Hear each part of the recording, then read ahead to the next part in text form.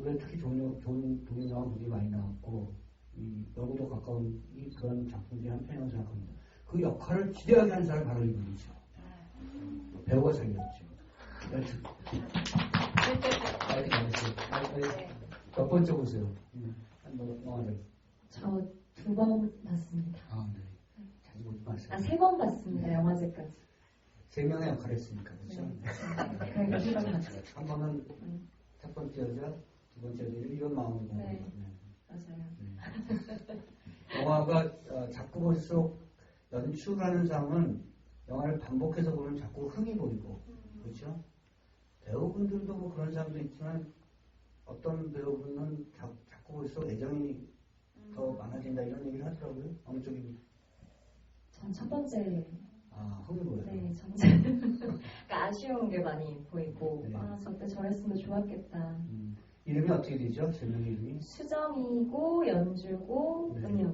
네. 수정이가 나중에 차에서 내리면서 오빠 그 카페 잘 되면 꼭 영화 만드는 거야. 맞아요. 이런 이야기 해주셨어요. 그때가 제일 풋풋하신데, 그렇죠? 그렇게 연출을 요청하던가요? 풋풋한 느낌으로? 그때 디렉션이 잘 생각은 안 나는데. 아니 원래 풋풋해요. 그냥 스타일 자체가. 네, 진짜 뭐 집이 때 몇 번 얘기했는데 제가 이제 은민 씨를 선택한 거는 연애 빠진 로맨스라고 손석구 주연의 영화가 있어요. 거기에서 그건 다 알아요. 예, 그러니까 출판사 직원으로 나오는데 또 이렇게 눈여겨 안 보면 또 이렇게 그렇게 막 여기 크진 않아서 넘어가는데 고 이미지가 그 3명의 여자 중에서 은영의 캐릭터랑 좀 많이 닮았다는 생각이 들더라고요. 실제로 그 이 바에 아무래도 이제 홍대 인근이다 보니까 출판사나 이런 데 다니는 그런 그 직원들이 이렇게 와서 좀 이렇게 좀 독특한 맥주 같은 거 한 잔 뭐 혼술하면서 뭐 이렇게 노트북 같은 것도 좀 하고 그런 것들을 좀 관찰을 좀 하다가 그러면은 이런 캐릭터를 이렇게 만들어 보는데 그때 그 영화에서 봤던 그분이 어떨까라는 판단이 딱 들어서 그래서 제가 캐스팅을 했고요. 박호상 씨는 본인의 얼터의 거죠. 극 중에서. 네. 그렇죠? 네. 카페도 하고. 네. 그리고 수정 같은 애인도 있었고. 아니 뭐 애인이 있었겠지만 뭐 이렇게 뭐 죽고 뭐 이런 것들은 사실은 제가 이제 영화적 판타지고요. 본인이 이제 그렇게 사귀다가 헤어지고 싶어서 그런 마음이 있었겠죠. 어쨌든 그 박호상 씨는 오히려 그 같이 시나리오를 가지고 영화를 개발할 때 오히려 약간 뭐랄까 소통이 더 잘 됐을 것 같아요. 자기니까 자기 얘기를 더 많이 했을 테니까 자기 얘기로 박호상한테 연기를 해달라고 요청을 했을 테니까. 뭐 이렇게 캐스팅하고 나서 박호상 씨도 술을 워낙 좋아해서 제가 술을 많이 먹었는데 되게 이 펍에서 일하는 것들을 많이 관찰을 하더라고요. 맥주 따르는 거나 뭐 이렇게 청소하는 거 뭐 이런 거 워낙 그런 것들을 되게 빨리 습득을 해서 그러니까 어떻게 보면 이게 조금 어렵다고 생각이 될 수도 있는데 그냥 예를 들면 사람들이 술 먹고 되게 몽환적인 느낌 그거를 캐치하면 이 영화는 그냥 쭉 갈 수 있겠다는 생각을 했대요. 그래서 그렇게 생각하면 이 영화가 구조적으로 조금 어려운 부분도 있지만 또 어떻게 생각하면 그렇게 그냥 흘러갈 수 있겠다. 그렇게 얘기를 하고 연기를 한 겁니다. 여러분들 영화 볼 때 어떤 영화가 좀 생각나시기도 하셨죠? 저는 여기 영화에서 이렇게 탁자에 두 남녀가 누워있을 이렇게 엎드려 있을 때, 그 누가무로 찍었을 때, 그걸 봤을 때는 왕가의 마이 블루베리 나이츠를 생각을 했었고요. 그래서 그걸 훈련을 했나. 자기가 두려운가. 그러면 이렇게 문 열고 막 나가려고 못 나가고, 나갈까 막 이럴 때는 이제 약간 데뷔니 흉내를 좀 내나, 뭐 이러면서. 근데 흉내를 잘 냈어요. 흉내를 어설프게 냈다기보다는 순수하게 흉내를 내서 그 점을 좋게 평가하는 사람이 하는 거예요. 그렇죠? 구조가 좀 어렵다고 했는데 어쨌든 현재와 과거를 막 교차시키고 사실 중심의 이야기는 10년 전이고 그렇죠? 그거를 잘 타고 있어야지 중간에 화장실 갔다 오면 이제 헷갈리는 그런 이야기예요. 그 구조를 짤 때 시나리오가 한 방에 나오나요? 네. 되게 저는 그러니까 이거는 초반은 되게 빨리 쓰고요. 뒤에 좀 거친 편인데 사실 멜로드라마라는 게 장르적으로 볼 때 이렇게 좀 어떻게 보면 좀 안 좋게 생각하면 상투적인 그 전형적인 면이 있다고 생각이 들어서 사실 그런 멜로드라마는 제가 썩 좋아하지 않아서 뭔가 좀 변화를 줘야겠는데 그거는 여기서 구조를 좀 틀어보면 재밌을 것 같다. 기억의 퍼즐이라는 것들을 맞춰가는 그런 묘미가 있으면 이 영화가 좀 더 색다른 멜로드라마가 되지 않을까라는 생각이 들어서 구조를 이제 그렇게 갖고 영화 제목처럼 뭐 일상과 영화와 현재와 과거 그리고 꿈과 현실 이런 것들이 교차하는 그리고 교차점은 여기에 영화에 나오는 이제 그런 식으로 이제 생각을 한 거죠. 그리고 캐릭터도 준호 시각으로 보니까 준호는 한 명이지만 동석과 동수 순돌림이 역할을 맡았던 그 캐릭터는 두 명이고 또 은영이라는 캐릭터는 또 이제 수정이 되기도 하고 연주가 되기도 하고 그래서 1, 2, 3의 약간 크리스마스 트리 같은 구도. 결국 그게 또 사실은 어떻게 보면 서로의 이제 사랑과 어떤 질투의 이제 또 삼각 구도가 되는 거니까 그런 식으로 짜놓고 거기에다가 제가 생각하는 어릴 때 들었던 이야기라든지 손님한테 들었던 이야기라든지 제가 막 상상하는 그 바에서 일어날 수 있는 여러 가지 가능성의 이야기들을 그 구조 안에다가 이제 밀어 넣은 거죠. 그렇게 자꾸 얘기를 많이 하면 걸작을 쓴 것 같아요. 죄송합니다. 걸작은 아니고 좋은 수작이죠. 그렇죠? 다만 이제 제가 약간 놀랐던 것은 복잡한 구조인데 그러면 영화를 찍을 때 컨티뉴티가 굉장히 중요하잖아요. 연결고리가 굉장히 중요한데 그걸 잘 캐치한 것 같고 그런 것 같아요. 여행가 나날이라는 최근에 이제 그 심은정 씨 나왔던 영화 속에서 한 객석에서 이런 질문을 해요. 시나리오를 봤을 때와 시나리오 쓸 때와 영화가 나왔을 때는 다른 느낌일 텐데 시나리오를 봤을 때와 영화가 나왔을 때는 같은 느낌이었나요? 다른 느낌이었나요? 일단 음악이 들어가고 이런 게 들어가니까 훨씬 더 다양하게 느껴지고 입체적으로 느껴졌죠. 그러니까 뭐 얘기 자체가 다이나믹하진 않지만 처음에 시나리오 읽을 때 정말 그냥 잔잔한 얘기였거든요. 근데 그 안에 1인 3역을 할 수 있다는 게 이제 저한테는 도전이었고 근데 어쨌든 음악이 들어오니까 훨씬 더 다양해진 것 같아요. 그 세 개의 캐릭터를 다르게 연기를 해야 된다고 생각했나요? 아니면 어떤 공통적인 무엇을 가지고 연기를 해야 된다고 생각했나요? 처음에는 배우로서 1인 3역이니까 좀 다른 캐릭터인 것처럼 다양하게 연기 시도를 하고 싶은 욕심이 있었던 것 같은데 이제 감독님이랑 촬영 전에 이야기 나눌 때는 3명의 인물을 다른 인물이라고 생각하고 연기하지 않아도 좋을 것 같다. 그렇게 해서 뭐 어차피 상황과 이런 분장들이 좀 효과가 있기 때문에 그냥 그 상황에 충실해서 그 상황에서 준호를 그 인물대로 그냥 만나는 데 충실했고 어차피 주면은 쟤는 똑같이 나니까. 네. 그렇죠? 그래서 다르게 표현하려고 하진 않았던 것 같아요. 시나리오보다 영화가 잘 나왔나요? 사실 너무 오래전이라 시나리오가 어땠었는지 모르겠지만 영화가 잘 나왔죠. 그렇죠. 그게 굉장히 중요하죠, 사실. 거기에 연출하는 어떤 MSG가 들어가니까 이게 맛이 잘 맞느냐 아니면 시나리오는 좋았는데 책은 좋았는데 이상하다 이렇게 생각하는 분도 있을 수 있겠죠. 저는 후자라고 생각합니다. 시나리오를 어쨌든 구조를 잘 잡고 컨티뉴티 좋았고 뭔가 그때 무슨 벼락을 맞았나 그래서 연출이 나쁘지 않았어요. 그러니까 진짜로 되게 기분 나빠할 수도 있는데 그 동료 감독인 우광훈 감독이 편집을 저는 된 것 같아요. 그러니까 우광훈 처음부터 들었어요? 아니요, 두 번째. 그게 더 나아졌어요? 편집이? 네, 제가 의도했습니다. 굉장히 첫 번째 끝내고 나서 좀 아쉽다고 생각을 했거든요. 남이 한번 만들면 좋을 것 같다. 편집을. 아니 사실 그런 게 있잖아요. 뭐 글을 쓰든 영화를 만들든 내가 만든 건 내가 잘 못 고치는데 그게 이제 첫 번째 사실은 편집을 직접 하는 감독도 있지만 저는 직접 하는 건 아니고 근데 편집 감독님이 사실은 되게 예를 들면 편집 쪽에서 굉장히 유명하신 분인데 최근에 했던 영화가 이제 뭐 대도시의 사랑법 이런 영화 이제 기본 나왔던 그런 거 하시는 분인데 그분이 시나리오를 보고 너무 좋다고 재능 기부처럼 해주신 거예요. 근데 이제 그렇게 열심히 해주셨는데 보니까 약간 내가 생각하는 거는 조금 다르게 간다는 생각이 조금 들더라고요.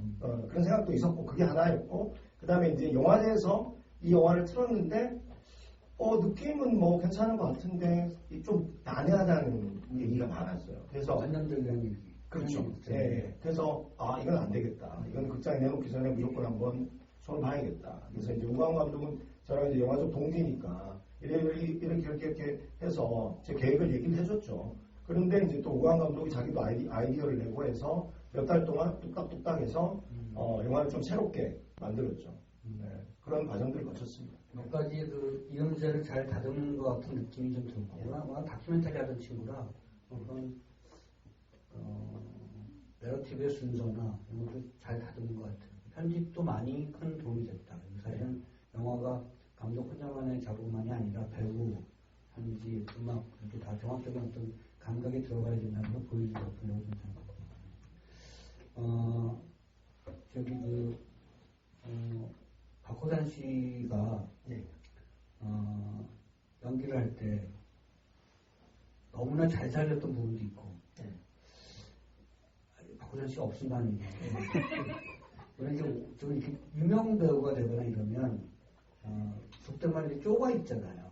연기에 연기가 또 자기 툴이 있으니까 그런 걸로 좀 부딪히거나 이런 적은 없습니까? 뭐 없을 수는 없고요. 있는데 사실은 이게 11번에 다 끝나버렸거든요. 그렇기 때문에 사실 배우들 지금 뭐 고민 배우도 정말 대단한데 박호산 배우도 사실 연기를 한두 번 정도밖에 못했어요. 많으면 2번. 한 번에 그냥 다 찍은 적도 있고 마스터는 그냥 다 찍어버리고 중간에 잘라 들어가고 이런 거였기 때문에 그리고 사실은 나름 또 미장센에 좀 신경을 썼고요. 그래서 카메라 세팅이나 조명 세팅의 시간을 또 많이 잡고 저는 굉장히 초조했죠. 그래서 그렇게 뭐 제가 그 연기하는데 삐집고 들어가서 이건 아니지 막 이렇게 할 수 있는 물리적인 시간이 그리고 이게 다 밤에 찍었거든요. 이게 해 뜨면 그냥 끝나는 거거든요. 그리고 해가 있을 때는 못 찍고 그러니까 뭐 7시 시작해서 뭐 아침 7시에 뭐 요 정도 시간 12시간을 무조건 살려서 찍어야 되기 때문에 만약에 그런 마음이 조금 있다 할지라도 거의 뭐 사실은 거기를 또 블락시키고 뭐 이런 거보다는 어차피 그 리허설도 좀 했고 시나리오 읽으면서 얘기도 막 했고 리딩도 했고 리딩할 시간이 있었어요? 리딩을 한 3번 했어요. 그래도 그랬기 때문에 그냥 믿고 간 거죠. 물론 이제 조금 뭐 그거는 이제 뭐 제가 생각할 때는 그런 시간적인 어떤 한계와 아주 짧은 순간에 연출이 캐치하지 못한 그런 것들. 네, 그건 분명히 있었을 것 같아요. 그런 부분들이 있었고. 유난히 사실은 촬영도 사실 조명이 유난히 좋았어요. 제가 봤을 때 이 영화에. 그렇죠? 조명을 굉장히 신경 쓴 것 같고 아마 그거 세팅 과정에서 시간이 많이 걸렸을 것 같고 그렇죠? 마지막에 공중전화 씬 같은 경우도 밖에서 조명을 썼나요? 거의 안 자연 조명이네. 저 박스에 조금 공중전화 박스에 약간 거의 자연 조명.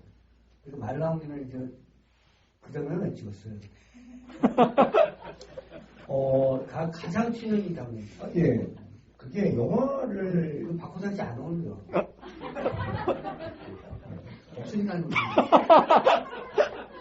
아리사우스 같아. 이걸 찍어야 되는 거지. 아니 그런 건 없었는데 저게 영화의 맨 마지막에 제가 아이디어를 넣어서 들어간 거예요. 왜냐하면 영화 이제 찍으려고 이제 계획하고 배우도 캐스팅 다 하고 리딩하고 뭐 이러고 있는데 갑자기 KT에서 이 골목에다가 전화기를 설치하는 거예요. 근데 늘 왔다 갔다 하면서 보는데 되게 요즘 설치된 거야? 예. 너무 레트로하고 예쁜 거예요. 야 이거 넣어야겠다. 돈도 더 샀어요 지금. 예? 협찬비.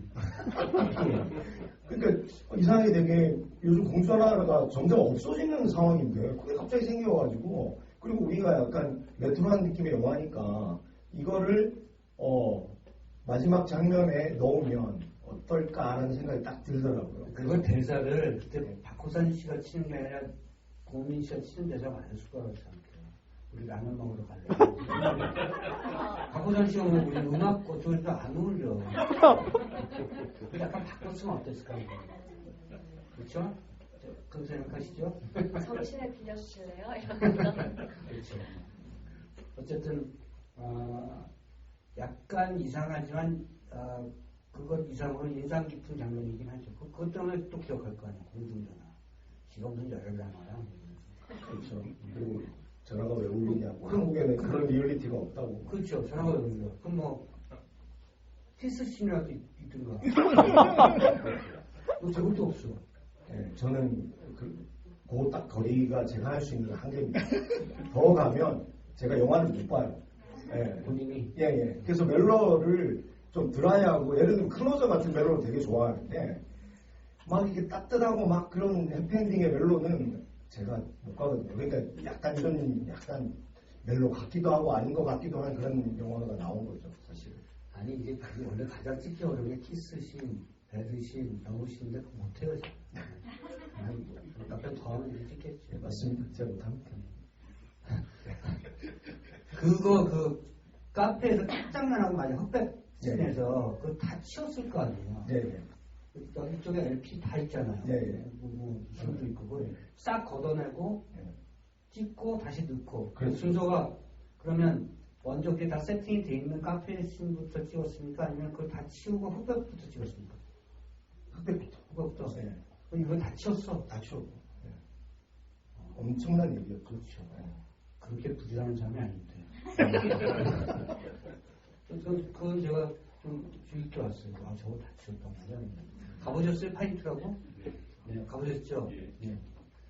술 마시는데 청소는 잘 안 하는 것으로 제가 알겠어요.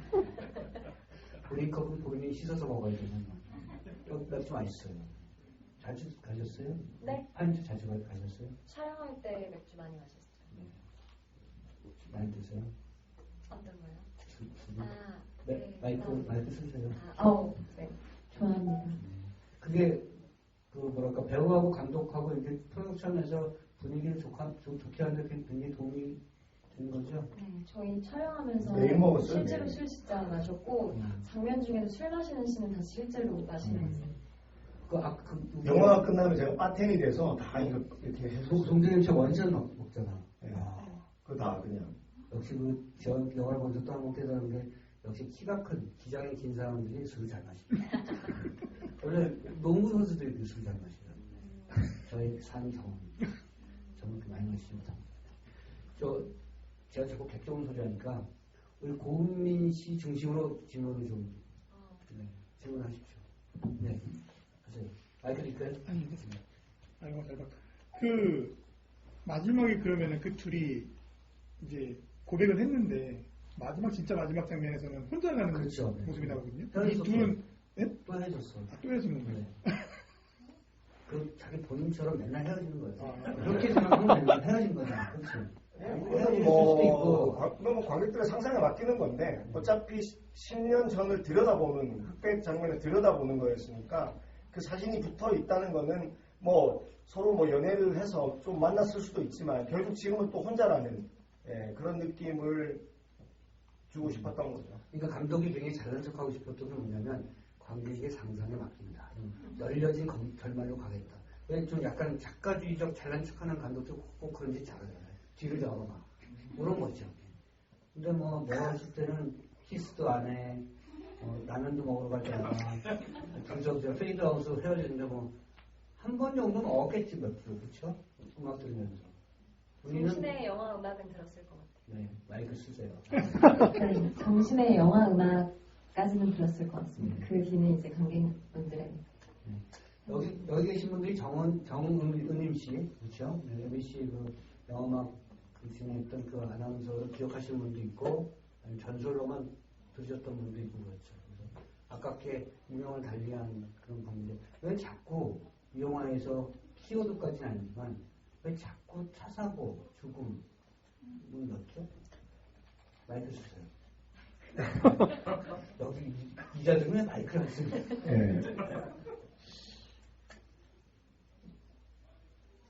그런데 그런 거에 되게 끌리는 것 같아요. 제 개인적으로.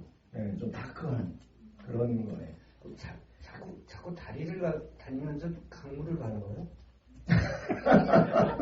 그리고 이게 사실은 사라지는 것에 대한 이야기라서, 그리고 그거를 잡지 못한 것에 대한 회한이라서, 그거는 아마 가장 큰 거는 그 죽음 아닐까. 그 완전히 소멸돼서 없어져 버리는 거니까. 그렇게 이제 생각을 하는 거죠. 알겠습니다. 어쨌든 그럼에도 불구하고 자꾸 죽음이 나오는 것이 때로는 불편하다기보다는 좀 무겁더라고요. 그렇죠? 약간 어쨌든 그래도 세상과 사람을 지켜주는 게 사랑인데 약간 좀 완성된 형태로나 약간 좀 보여줬으면 얼마나 좋았을까 이런 생각도 했었어요. 그게 좀 달콤했을 텐데 워낙 본인이 워낙 드라이하니까 삶이 드라이하니까 뭐 이해합니다. 자, 또 질문하시죠. 질문하시려고 앞으로 오신 거 아니에요? 아니에요. 자, 네, 먼저 앞에 분, 네, 말씀하시죠. 지금 말씀하세요. 예. 말씀하세요. 그분 질문이 있는데요. 네네. 여주인공 3명이 저는 다른 인물들에 비해서 되게 색감이 원색 계열의 옷을 입은 것에 캐릭터를 다르게 빨간색 옥스, 네네. 보라색 셔츠 입는 네네. 혹시 그게 캐릭터별로 좀 뭐 개성을 부여한다거나 그런 목적으로 일부러 그렇게 배치를 하신 건지 아니면 배우님의 우연찮은 그냥 그런 건지 궁금합니다. 고민 되게 많이 했죠. 사실은 좀 어떻게 보면 또 상투적일 수도 있는데, 그렇다고 해서 뭐 아까 막 캐릭터를 좀 이렇게 구분하는 벽들이 그렇게 크진 않다고 얘기했는데, 그렇다고 해서 옷까지 너무 비슷해지거나 이렇게 되면 그거는 조금 아닌 것 같다는 생각이 들어서, 그런 색감들은 되게 고민하고 스태프들이랑 상의해서 낸 결과물이라고 봅니다. 뭐 팝송의 음원이라든가 내용은 스티븐 워낙 음악을 좋아하니까 그런 데서 또 차단하거나 그러진 않았군요. 아마 그 의상이 빨간색하고 보라색 정도가 준비됐던. 근데 매우 잘 어울렸죠. 네, 그렇죠. 참 소화력이 좋은 여배우. 감사합니다. 영화는 잊혀져도 고음이는 안 잊혀질 것이다.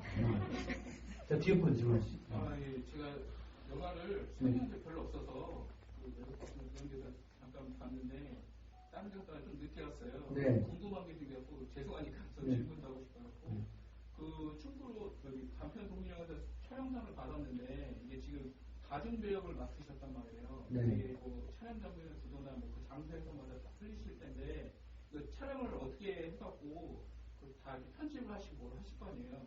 어려운 점이나 이렇게 배우분들도 뭐 힘들거나 아니면 뭐 여러 가지 바뀐 부분도 있을 것 같은데 좀 저희가 모르는 미공개 그런 장면들 아니면 편집돼서 좀 이건 아쉽지만 이게 독립영화 특성상 상영 시간이 좀 짧은 게 많더라고요. 근데 또 표현을 못 하시는 부분이 많은지 아니면 배우님 입장에서도 뭐 아쉬운 게 좀 있으실 수 있는지, 그러니까 각 디렉터를 두니까요, 감독님이. 근데 이게 좀 하다가 표현 부분에서 좀 그게 좀 하다 보면 이제 어쩔 수 없이 한 가지 길을 가야 되니까 배우님 말을 듣든가 감독님이 디렉터 지시는 걸 해야 되니까 그 부분에서 좀 변화라든가 좀 다르게 했던가 뭐 힘든 게 있었는지 여러 가지 신경 쓰이면 이제 이런 것 같아요. 말씀을 질문하신 게 보통 장면영화 같은 경우는 속칭 짝투리 샷을 많이 인서트 샷을 많이 찍어놓고 자역이라서 편집을 할 때 필요한 부분이 있으면 갖다 쓰거나 버리거나 그렇습니다.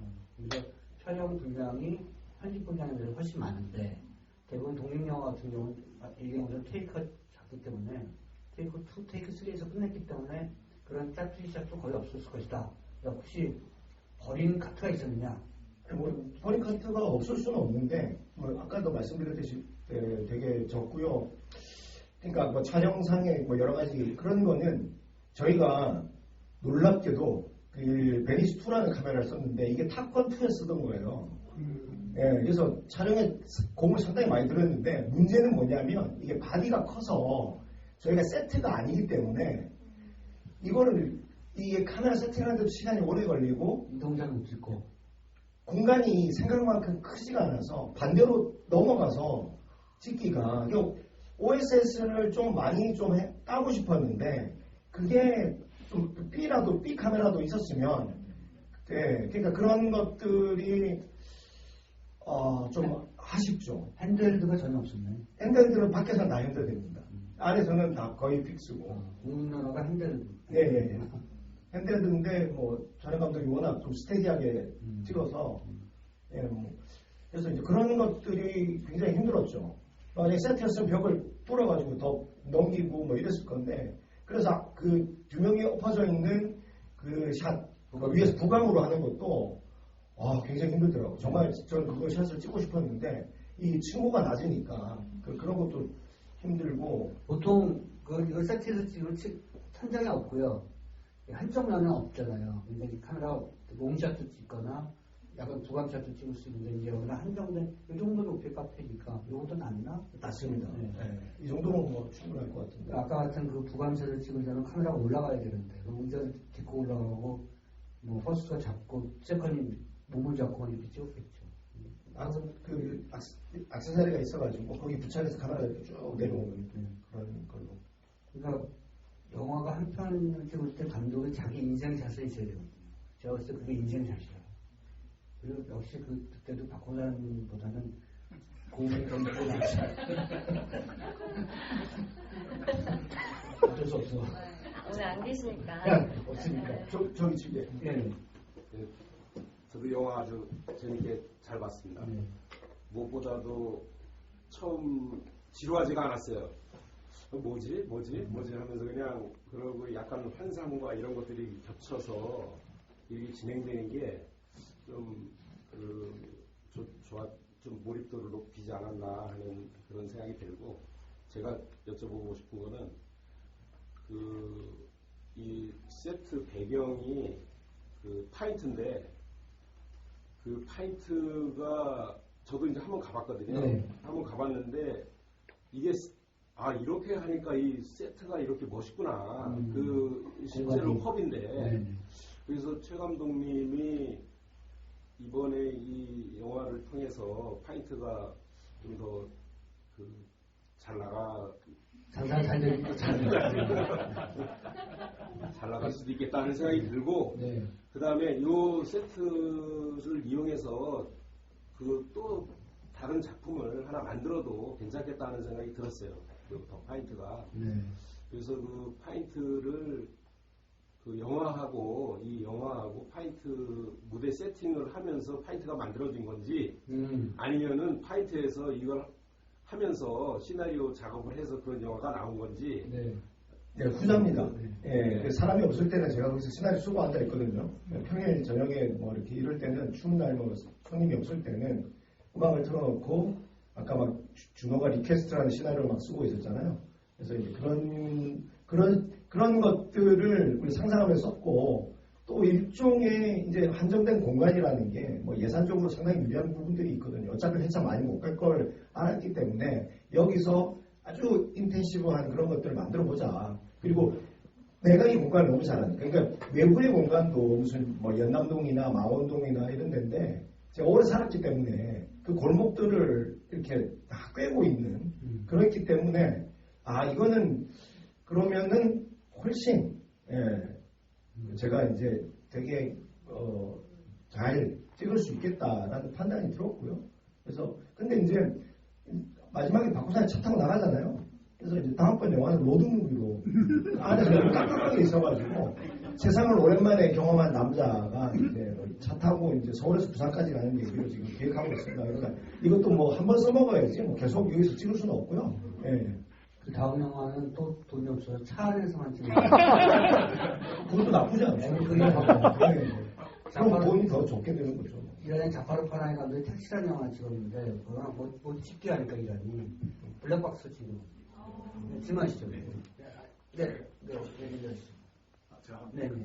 제가 상업영화 이외에 독립영화 처음 초보자라서 실은 너무 재밌게 봤습니다. 재밌게 보면서 근데 뭔가 이제 계속 같은 장면이 반복되기도 하고 근데 그 같은 장면이 아마 다른 의미를 가지고 있었을 수도 있겠다는 생각을 하면서 계속 퀴즈를 푸는 기분으로 봤어요. 그래서 아마 감독님께서 뭔가 이제 관객들이 이 장면에서 이렇게 느꼈으면 좋겠다라고 좀 의도하신 부분들도 있을 것 같은데 제가 생각했던 거에 정답을 확인하는 의미에서 혹시 본인이 어떤 이런 의미로 관객이 해석했으면 좋겠다라고 힘을 주신 부분들이 있으신지 예를 하나 정도만 들어주시면 좋을 것 같아요. 가장 난이도가 높은 부분이요. 네. 그러니까 이제 어떻게 보면 멜로를 빙자해서 만든 되게 메타 영화거든요. 영화에 관한 영화거든요, 사실은. 예. 거기 이제 멜로를 빙자해서 만들었는데 그 준호가 이제 돼 하는 대사가 있지 않습니까? 사실은 그게 어떤 사랑을 향해서 손을 내미는 게 될 수도 있고 또 예전에 그 추정이라는 여자친구의 죽음에 트라우마를 극복하는 장면이 될 수도 있는데 제가 방점을 찍은 거는 준호가 그 삶의 공간을 그러니까 지금 하고 있는 이 맥주를 팔고 뭐 이런 그걸 벗어나서 내가 만든 시나리오를 갖고 나가서 영화를 만들고 싶다는 그런 의미가 더 큰 거죠. 그래서 그걸 몇 번 반복하거든요. 그러니까 실제로 그 시나리오를 쓰면서 너무 행복했거든요. 그러니까 매일 뭐 이렇게 사실 뭐 육체적인 노동을 뭐 이렇게 하면서 몸은 힘들지만 그런 판타지와 상상을 가지니까 이거는 내가 이 시나리오를 쓰면 이건 무조건 만들어야지 하는 생각이 그러니까 가게문을 닫고 이제 집에 걸어가면서 매일 그런 생각을 한 거죠. 이거를 무조건 만들어야겠다. 우리 단골들이 먹는 이 맥주가 정말 어떻게 보면 한 테이크가 될 수도 있는 거고 한 샷이 될 수도 있는 거고 그러니까 그 돈을 바탕으로 무조건 만들어야겠다. 그런 생각이 그 준호의 독백에 담겨 있는 거죠. 아주 고상한 단어 쓰지 않았잖아요. 이제 돼요. 사실 근데 시중을 드릴게요. 아마 그게 평상시의 대사 같은 이제 할 수 있어 뭐 이랬을 텐데 약간 비슷한 대사를 쓴 것 같아요. 말씀하시죠. 네, 그 영화를 보다 보면 알바생이 나오는데 알바생이 이제 있다 없다라고 할 정도로 거의 존재감은 없지만 제가 생각하는 건 되게 존재감이 큰 것 같다는 생각이 들거든요. 왜냐하면 그 첫 번째 이제 수정신과 사고 이후 제가 느끼는 거는 그 바에서 절대 안 나오는 사람 같아요. 잠도 그 계단 위에 올라가서 자고 문도 열지 못하고. 근데 그 보면 대화를 할 때 절대 알바생은 개입을 안 하고 한쪽 구석에서 뭐 컵을 닦거나 하는데 결정적으로 이제 개입을 하는 거는 형사하고 부딪히면서 잔을 깨고 어떤 긴장이 있을 때 본인이 나와서 하는 게 알바생이라서 그걸 치우면서 그 긴장감을 좀 완화시켜주고 마지막에 제일 중요한 게 그 달걀에서 깨어날 때 본인이 못 나오면 어미가 이렇게 깨서 나오잖아요.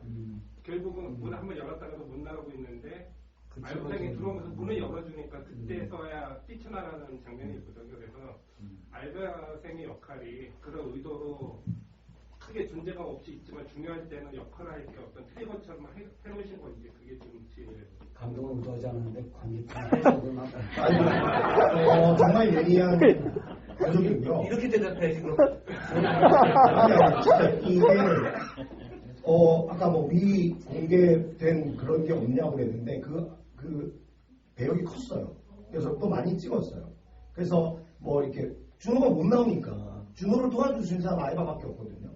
그래서 뭐 이렇게 라면 같은 것도 사주고 장도 봐주고 하는 그런 장면들이 있는데 좀 설명적이라는 생각이 들어서 그리고 이 세 명의 팽팽한 그 어떤 긴장과 이런 것들을 조금씩 이렇게 완화시킨다는 느낌이 들어서 저희가 편집하면서 아쉽지만 많이 뺐어요. 네. 본인한테도 양해를 구했어요. 저기 다 편집하고 난다는데 미안하지만 어쩔 수 없다. 근데 잘 보신 것 같아요. 그리고 약간의 뭔가 그 모멘텀 같은 캐릭터였기 맞습니다. 예, 역시 그래도 그러니까 영화는 감독과 배우와 촬영과 조명이 만들지만 역시 마지막에 방점은 관객이 찍는다. 네, 맞습니다. 자, 또 질문하시죠. 오늘 저 뒤에 네네네. 안 보여서 네, 하시죠. 네. 저는 예고편을 좀 많이 봤어요. 네. 근데 예고편하고 지금 CG에 보니까 영상미가 더 너무 아름답고 예쁜 거예요. 혹시 이 이후에 감독님 영화 또뭐 투나 아니면 뭐 지금 배우님, 뭐 은빈 배우나 호산 배우님하고 작업 계획이 있는지. 아이고 저는 감독님께 아니, 제 생각에는 그 아주 뭐 시간적 관계도 불구하고 두 배우 다 너무 연기를 잘해 주셔가지고 뭐 이 캐릭터가 맞는 그게 있으면 계속 뭐 저는 전화할게요. 그때도 페이는 적겠지만. 그러니까 저는 아마 안 할 것 같아요. 아니 그리고 진짜 영화도 영화지만 단언컨대 저도 뭐 이렇게 연출은 2개밖에 안 되지만 여기 와갖고 이 춤으로 밥 먹은 지는 꽤 되는데 제가 뭐 프로듀서 한 적도 있고 이래서 꽤 되는데 이 현장이 제일 즐거웠어요. 저는 이미 그래서 제 목표를 이뤘어요. 진짜 현장이 너무 즐거웠고 끝나고 나서도 좋았고 아무튼 추억이 너무 많은 뭐 안타까운 추억도 있고 영화처럼 사실 어떻게 보면 49세의 여자친구를 찾으러 온 송재림 씨가 또 작년에 돌아가시기도 했는데 그게 좀 안타까워요. 진짜 어떻게 보면 영화의 내용과 너무 약간 이렇게 오버랩 되는 그런 것도 있고 해서 안타깝기도 한데 참 행복했다. 다만 관객이 좀 더 들었으면 좋겠다. 아니 지금 질문의 의지는 왜 예고편이 후졌냐? 왜 후졌냐? 아니 본인이 광고를 이 사람 제일 길게 있었어요. 광고를 한 주제에 예고편을 잘 만들어야 될 거 아니야. 사람이 볼만하게. 예고편은 뭐 돈이 없어서 또 아니요 배우사에서 만들었는데 어찌됐든 본편 더 좋은 게 좋지 않나요? 그래도? 예고편 좋아요. 예고편 좋아요. 죄송합니다. 예고편 약간 밋밋하긴 했어요, 그렇죠? 그리고 제목이 원래는 리퀘스트였는데. 네, 바꿨어요. 그것 때문에 막 저는 이 제목이 더 나은 것 같은데 그랬어요. 사람들한테. 어떤 사람들은 리퀘스트가 낫지 이러더라고요. 어땠어요? 말해주세요. 어느 제목이 더 마음에 들었어요? 저는 멀고도 가까운. 그렇죠. 그게 영화의 의미랑 가깝게 다가서. 리퀘스트는 소재라면 멀고도 가까운 주제에 가깝죠. 그리고 사실은 너무 준호의 그 시각으로 가니까 준호가 쓰는 게 리퀘스트고 은영이 쓰는 게 멀고도 가까운 것, 그 웹소설이. 그래서 여기서는 그냥 한번 은영이 쓰는 소설 제목으로 가는 게 더 나을 것 같다는 생각이 들더라고요. 그래서 영화에 치면 은영이 준호한테 얘기하는 거죠. 당신의 얘기를 영화로 만드세요. 여기가 이제 핵심이었겠죠. 아마 그런 술을 팔다가 그런 사람이 한 명 있었던 것 같아요. 했을 수 있을 것 같아요. 그렇죠. 네? 그런 식으로 파인트에서 술을 팔다가 당신이 어떤 요령의 여성이 와서 또 술을 더 팔려고 막 얘기를 했더니 그렇게 떠들지 말고 글이나 쓰세요라고 했던 분이 있지 않았을까. 옛날 여자친구가 그렇게. 옛날에 3명이었어요 지금. 그래서 시사요라고 카톡을 보냈는데 만났어. 아는 게 아니고 오빠 왜 이렇게 뻔뻔하냐고. 그거는 충분히 안 좋게 헤어졌기 때문에 왜 이렇게 뻔뻔하냐고 그래서. 그 지금의 영화에 대한 반응을 좀 알려드리세요 그분한테. 그냥 그분도 역할을 한 거잖아. 네. 저는 생각할 때 그 감독이 보통 처음에 영화를 만들 때 자기 생각대로 만들어요. 첫 작품에 대해서 대체로 많은 감독들이 장르 영화가 됐든 아니면 작가 영화가 됐든 예술 영화가 됐든 너무 뭐랄까 관념적인 영화를 만들어요. 실패. 뭔 얘기를 한 거야 이런 소리 듣고. 그래서 두 번째 영화 할 때 자기를 기반으로 한 영화를 찍을 때가 많아요. 그러니까 자기가 배운 것, 자기가 공부한 것, 또는 자기가 경험한 것을 가지고 영화를 만드는 거죠. 이게 이번에 이 영화 같아요. 그래서 그게 대체로 사람들에게 호응을 얻어요. 영화 좋았다 해서. 그럼 또 어깨 힘이 들어가. 내가 또 모든 movie 찍는다면 차 안에서만 찍어. 이런 걸 제가 제일 지금 우려하고 있습니다. 이 친구한테. 어쨌든 그런 작품이 찍는 감독에게 나이도 적지 않은데 1년에 한 편씩 꼭 만들어서 성공한 영화를 만들고 고은민 씨는 이제 제값을 주고 캐스팅을 하고. 야, 앞으로 제가 못 쓸 수도 있겠다. 영화 끝나면. 너무 떠서. 그럼요. 네, 저는 뭐 이렇게 극장에서 보는 사람들은 뭐 그렇게 많지는 않겠지만 이제 내년에 이제 OTT 가고 이러면은 뭐 전화가 많이 오지 않을까. 은민 씨한테. 고민했었어요. 예, 저는 별로 전화 안 올 것 같고요. 그랬으면 좋겠네요. 은민이 씨가 이제 얘기하겠죠. 어떤 또 어느 뭐 제작자나 뭐 배우 투자자가 뭐 작은 영화 찍으려고 하는데 좀 괜찮은 사람 없으면 딱이잖아. 네, 파인트로 가보시라고.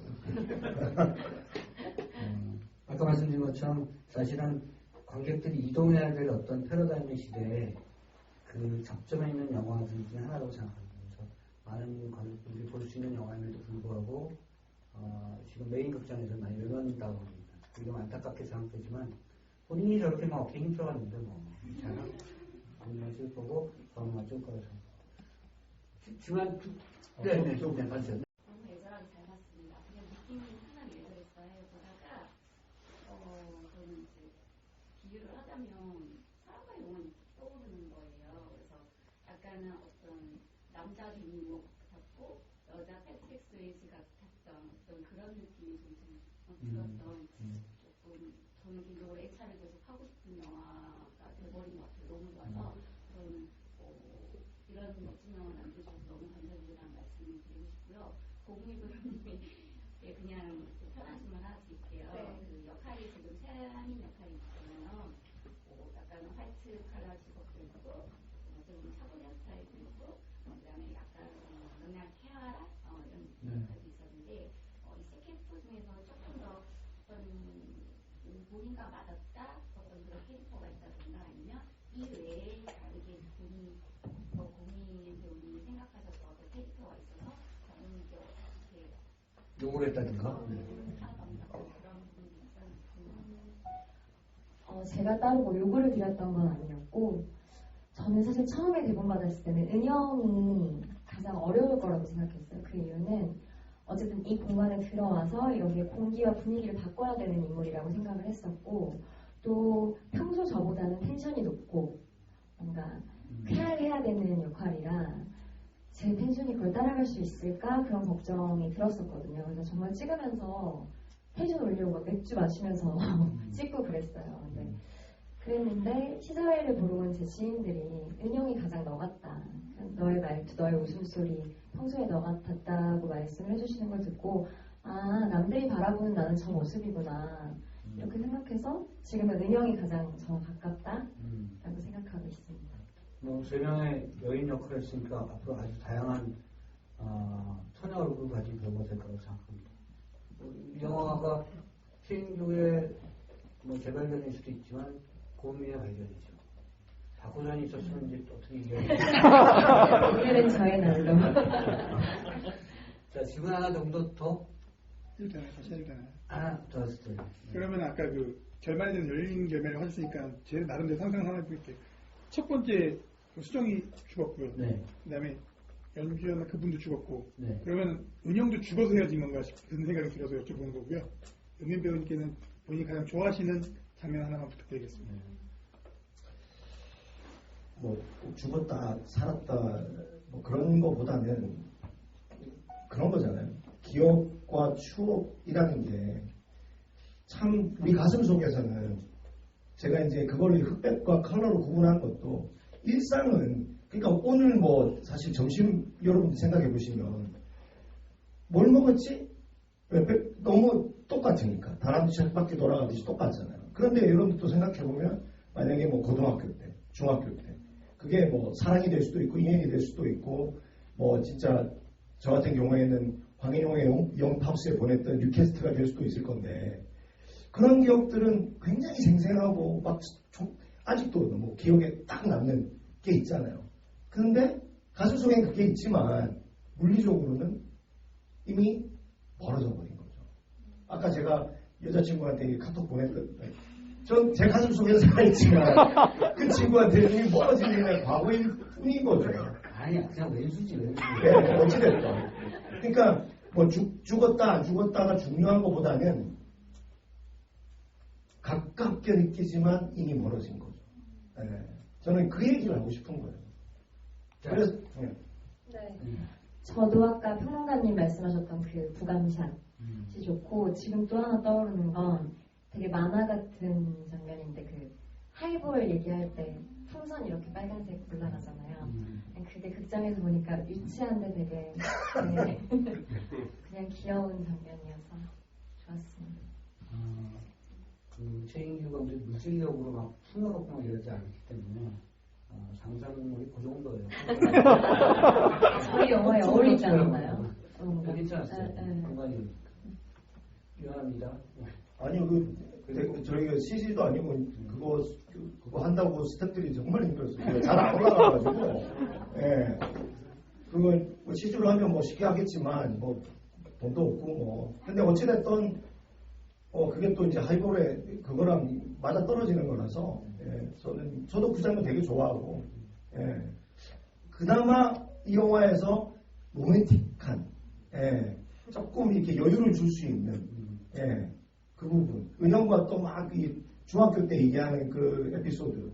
그런 것들이, 그 부분에서는 조금, 두 명이 약간 스크루볼 코미디 같이, 막 그런 느낌으로 치고받고, 그러면서 뭐, 사랑에 뭐 천하장사도 없다고, 소세지에만 있다고. 별로 안 우시더라고. 나는 뭐, 좋았었는데. 당신 영화는 좀 런던식이어서 그래. 사장님 침으로 다 튀긴다고 감자튀김. 제가 많은 배우들이 영화 촬영장에서 감독도 오케이 하고 다른 사람도 다 오케이 하는데 배우들 같은 경우는 한 번 더 치면 안 될까 뭐 이런 경우가 많잖아요. 테이크 한 번 더 가자. 이거 잘리고 한 번 더 할게. 더 잘할 수 있을 것 같아. 이러잖아요. 그런 느낌 받았어요. 이 영화에서. 회한도 강하고 다시 한번 살면 다시 한번 10년 전으로 돌아가면 내가 잘할 것 같은데 뭐 이런 거 더 잘 쓸 것 같고 더 잘 만들 것 같고 더 여자한테 잘해줄 것 같고 이런 회한과 상대되는 회한의 의지 같은 것이 느껴져서 원래 그런 게 별로 없었던 친구인데 어디서 왔지 이런 생각하면서 되게 약간 감동하면서 보는 그런 느낌이 있습니다. 회한에 대한 것을 잊는다기보다는 그것을 기반으로 다시 일어서려고 하는 한 사람의 얘기인 것 같아요. 근데 지금 우리에게 필요한 얘기가 아닐까. 아마 굉장히 다른 인생의 모멘텀을 얻게 되지 않았을까 하는 생각도 했습니다. 최인규 감독. 그래서 다음번에 그 로드무비 제발 잘 되기를. 네, 감사합니다. 그 멀고도 가까운 이전과 이후의 고음이는 차이가 있을까요? 이전과 이후. 차이가 있길 바랍니다. 네. 스타가 되겠죠. 거기까지는 안 바라고. 제가 그 인터뷰하다 보니 그때 거절하지 마시더라고요. 불러주세요. 꼭 이러시더라고요. 이러다가 나중에 막 매니저가 3명 되고 막 이러는데 만날 수도 없어. 최인 감독은 전화 받을 거예요. 제가 워낙 오래된 관계라 제가 좀 약간 이렇게 사실은 둘이 있을 때는 약간 엄격하게 보는데 우리 같이 있을 때는 편해지긴 하죠. 자유롭게 만났습니다. 이번에 관객수가 너무 적어. 속상해요, 사실은. 많이 후원해 주시고, N차 관람해 주시고, 많은 분들에게 얘기해 주시고, 이 영화 기억에 남게 해 주시고, 고민한 배우가 성장하도록 도와주시기 바랍니다. 고맙습니다.